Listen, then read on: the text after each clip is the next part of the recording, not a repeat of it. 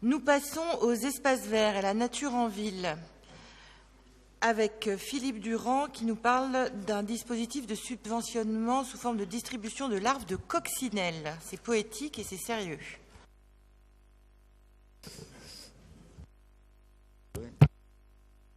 C'est une coccinelle, voilà. Donc oui, les coccinelles, comme vous le savez, sont très gentilles, ont une image très positive, mais elles sont aussi de précieux auxiliaires pour lutter contre les petits ravageurs, les pucerons, les acariens et les cochenilles. Alors, pourquoi on peut réimplanter quand même des coccinelles? C'est parce que la ville de Paris n'utilise plus de produits phytosanitaires. Parce que si on continuait à utiliser des produits phytosanitaires que dans le langage courant on appelle les pesticides, pensez bien qu'on ne pourrait pas mettre de pucerons. Donc, pour la pratique de cette distribution de coccinelles aux Parisiens qui travaillent au niveau des jardins partagés et qui ont fait une demande de permis de végétaliser, la ville de Paris se propose d'en distribuer des larves de coccinelles à ces acteurs de la végétalisation dans l'espace parisien. Alors, cette distribution, elle va se faire sous forme de deux demi-journées de sensibilisation à la maison du jardinage, auxquelles les jardins partagés, les détenteurs de permis de végétaliser, auront la possibilité de recevoir des larves de coccinelles via un système de pré-réservation. Et suite à cette opération de distribution, elle sera étendue à d'autres publics l'an prochain en fonction de l'évaluation du dispositif. Alors il y aura un temps de sensibilisation pour déposer ces coccinelles parce qu'on ne les jette pas, on ne les met pas dans la nature à n'importe quel moment. Il y a deux conditions pour déposer ces coccinelles particulières qu'on appelle Adalia bicatunta, parce que leurs larves sont plus résistantes. C'est qu'il faut une température tempérée entre 10 et 20 degrés et qu'il y ait bien sûr des pucerons, parce que si les coccinelles n'ont pas de pucerons, elles n'ont pas à manger, et comme nous, si nous n'avons pas à manger, ben voilà, nous ne pouvons pas rester en vie. Et donc, ces journées seront animées par les services de la DEV, c'est-à-dire de la Direction des espaces verts et de l'environnement, et l'introduction de ces larves pour la distribution ne devrait pas perturber les équilibres naturels existants. Alors, cette distribution gratuite aux Parisiens est comme une forme de subvention en nature. C'est pourquoi on doit l'admettre au budget, l'affecter au crédit du budget parisien. Et cette dépense est estimée à 10 600 €. C'est pourquoi je vous demande de bien vouloir voter cette délibération et cette affectation de 10 600 € sous forme de coccinelle. Présenter les trois délibérations qui ont trait à la nature en ville et on votera l'une après l'autre. La deuxième, c'est sur... Ah voilà. Donc c'est la végétalisation qui est un enjeu majeur pour notre ville. Et il y a de plus en plus d'acteurs en dehors des jardins partagés. Il y a effectivement le permis de végétaliser. Dans le 18e arrondissement, nous avons mis en place Végétalisons notre 18e. Donc nous avons déjà végétalisé une vingtaine d'emplacements sur le 18e arrondissement. Je vous présente ou je vous fais voir l'appel à projet pour 2017. Ces dépliants, on vient de les recevoir aujourd'hui. Tous les gens les collectifs de l'arrondissement peuvent y répondre jusqu'au 5 mai. Dans le courant mai, il y aura le comité de sélection et en juin-juillet, avec Rodrigue Zambazibo, on visite tous les sites pour voir comment on va rendre la chose opérationnelle.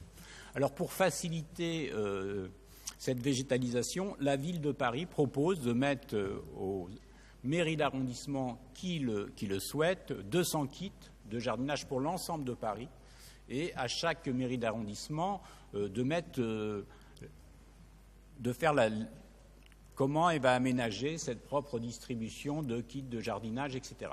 Alors, dans le 18e arrondissement, en janvier dernier, on a mis en place un comité de végétalisation du 18e arrondissement avec les acteurs qui végétalisent l'espace public La prochaine réunion du comité de végétalisation a lieu mercredi.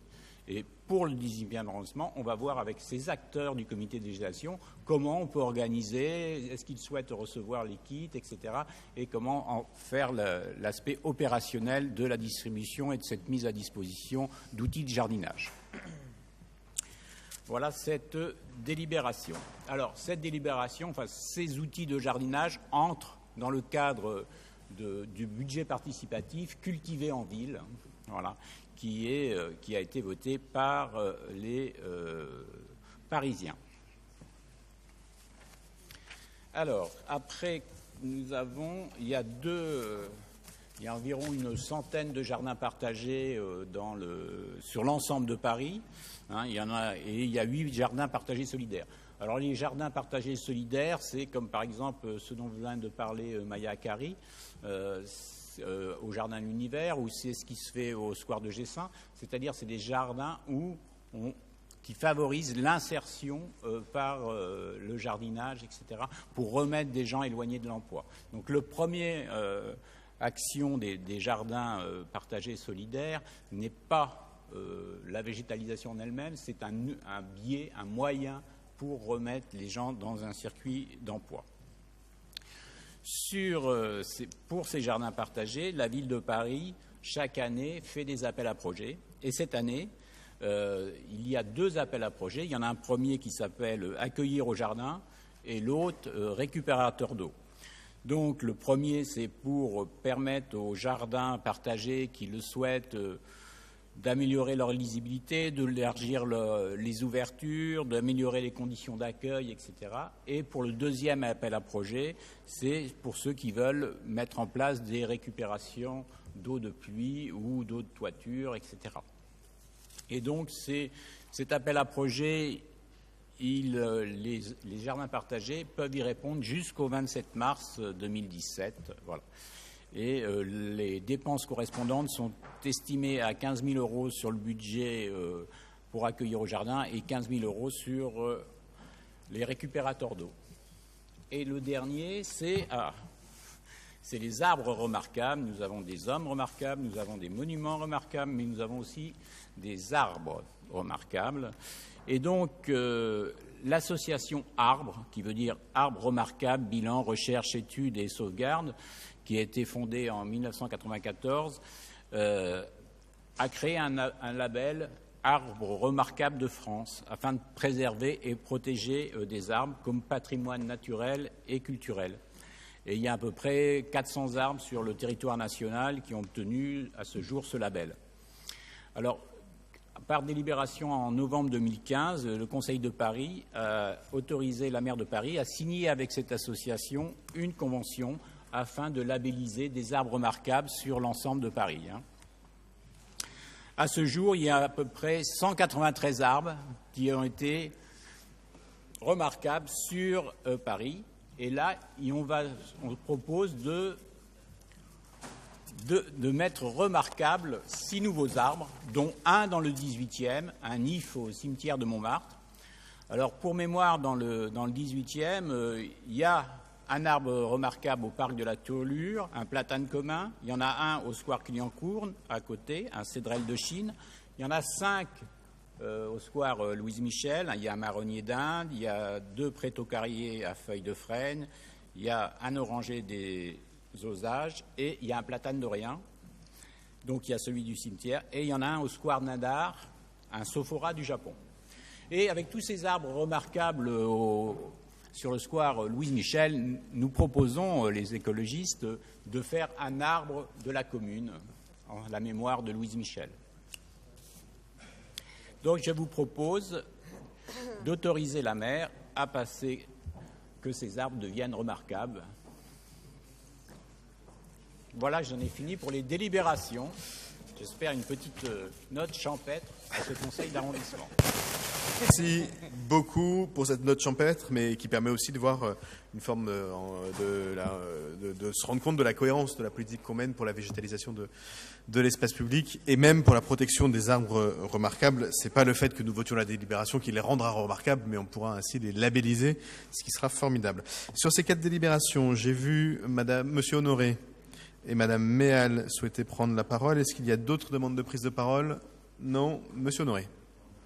Ou Madame Méal, allez-y, je vous en prie.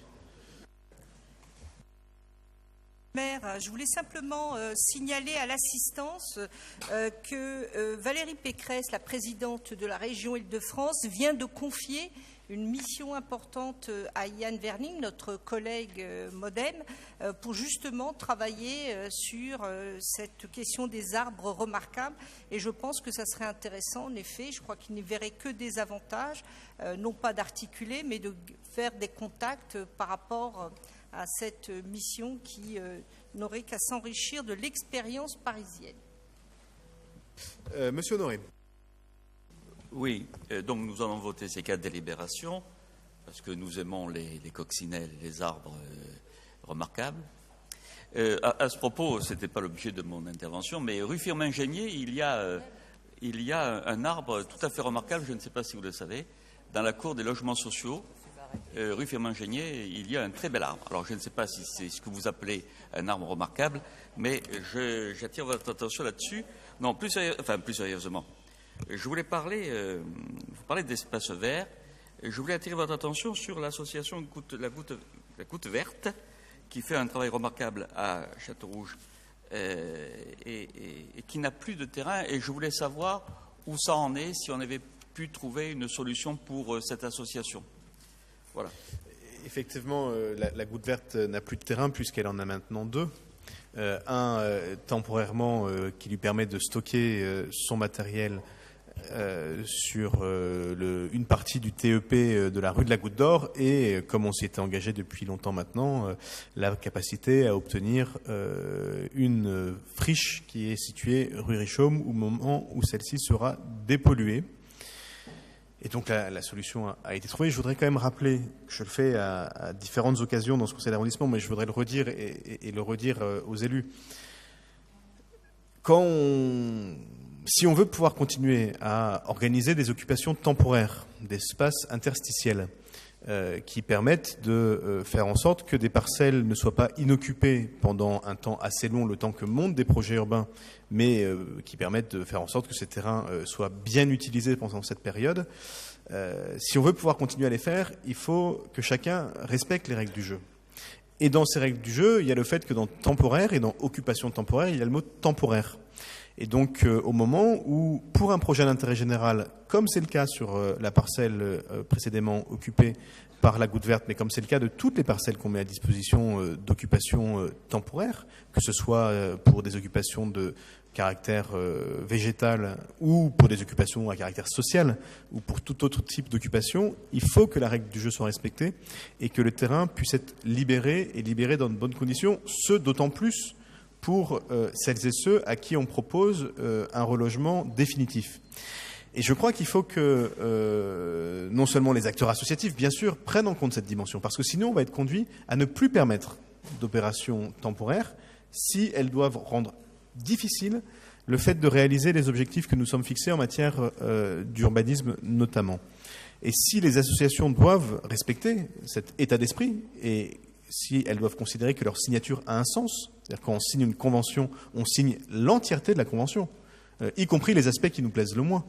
Il faut que les élus soient dans la même démarche et considèrent que quand on s'est engagé à mettre en œuvre un projet d'aménagement, par exemple de logement, il convient de tenir les engagements qu'on a pris, notamment en la matière. Et donc, je reprends, j'ai eu l'occasion de le dire à d'autres moments, et je le redis, moi je souhaite qu'on puisse continuer à faire des occupations temporaires. Parce que je crois que c'est absurde de laisser dans Paris des parcelles vides, mal occupées ou inoccupées pendant un certain temps. Et d'ailleurs, ça crée plus de désagréments en général que ça n'arrange des solutions. Mais il faut que chacun respecte les règles du jeu qu'on s'est fixées.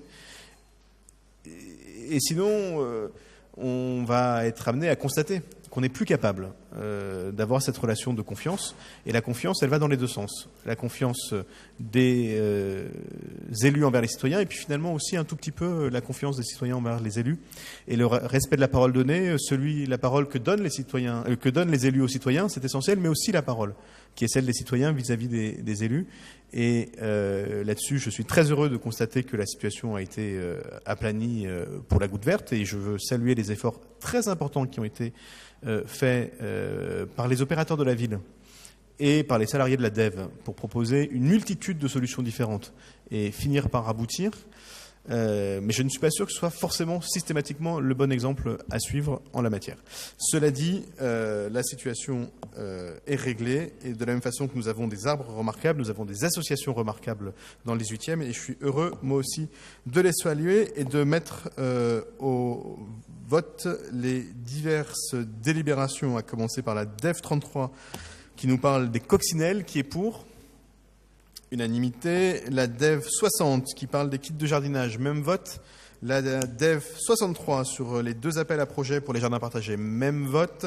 Et la DEV 64 qui propose à l'association Arbres de labelliser des arbres, même vote. Je vous en remercie. Il en est ainsi décidé.